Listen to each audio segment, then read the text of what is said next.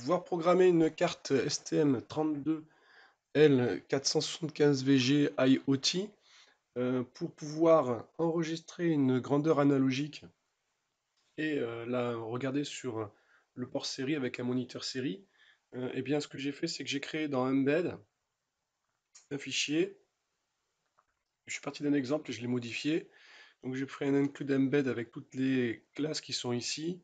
J'ai pris la classe qui s'appelle AnalogicIn. Donc AnalogicIn, c'est une classe dans laquelle donc on peut regarder, si on clique là-dessus, on voit qu'il y a une fonction read qui retourne un nombre à virgule, qui est en fait l'entrée en tension.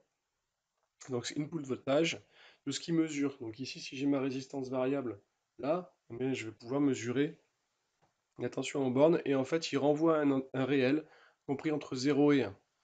Alors il faut faire bien attention ici, quand on fait son branchement, donc moi dans l'incrustation vous pouvez le voir, j'ai monté sur ma carte STM32, j'ai monté une platine groove, d'accord? Alors parce que ça me permet de faire un montage pour les élèves qui est, on va dire, qui marche à tous les coups, et puis surtout qui ne laisse pas traîner les fils, et donc j'ai évité les courts-circuits.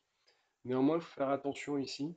Les platines groove fonctionnent avec soit 3,3 volts, soit 5 volts. Donc il faut bien la mettre sur 3,3 volts, car les capteurs qui sont utilisés ici, hein, pour eux, il n'y a pas de problème. Mais les convertisseurs analogiques numériques, qui sont des convertisseurs analogiques numériques 12 bits, fonctionnent en 3,3 volts. Donc c'est important de bien mettre la carte en 3,3 volts. Une fois qu'on a fait ça, on va pouvoir regarder le programme. Donc le programme utilise aussi la classe serial. Donc à chaque fois, les deux classes je déclare un objet qui s'appelle lecture aux séries. Dans l'objet lecture, je vais mettre eh bien ici A0 qui permet de définir l'entrée A0. Sur l'objet série que j'ai défini, ce sera USB-TX, USB-RX. Et la configuration, je ne la touche pas, c'est par défaut 9600 bits par seconde, ce qui est spécifié dans la référence. Ensuite, mon programme principal qui va tourner tout le temps, parce que je vais faire un while, donc tant que c'est vrai, tant que 1, donc c'est vrai. Avant, je déclare un réel qui s'appelle analogic value, je la mets à 0.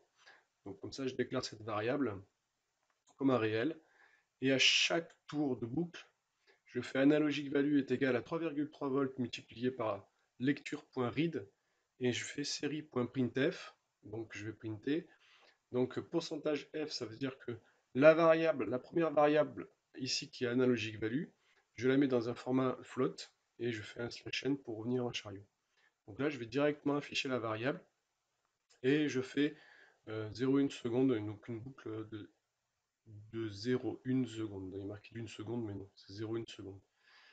Alors, il faudrait que je change ça, mais bon. Donc ici, alors, il faut bien que je branche la carte. Donc je la branche ici sur mon PC. Voilà, donc c'est bon. Je vais fermer ça. Je compile. Une fois que j'ai compilé, eh bien, je vais la mettre dans USB Mass. Voilà. Donc la carte se programme. Une fois que j'ai fait, donc une fois qu'elle est programmée, voilà, j'attends que l'USB redémarre. J'appuie sur Reset et je vais utiliser par exemple eh bien, le moniteur série, par exemple de l'Arduino. Bon, je fais ça par hasard, ça m'est égal, mais donc je clique sur le moniteur série et on voit les variables s'afficher. Donc 0, c'est la plus petite valeur, hein, je suis 0, et j'arrive en haut, je suis à 3,24 et pas 3,3, donc il doit y avoir un petit offset dessus, ou alors c'est mon potentiomètre qui ne va pas jusqu'au bout. Voilà. Voilà. Donc là, j'ai fait mon moniteur série. Alors je peux faire, sur Arduino, il y a un traceur série. Donc ça peut être assez intéressant, voilà, de voir les valeurs bouger, qui sont assez stables d'ailleurs.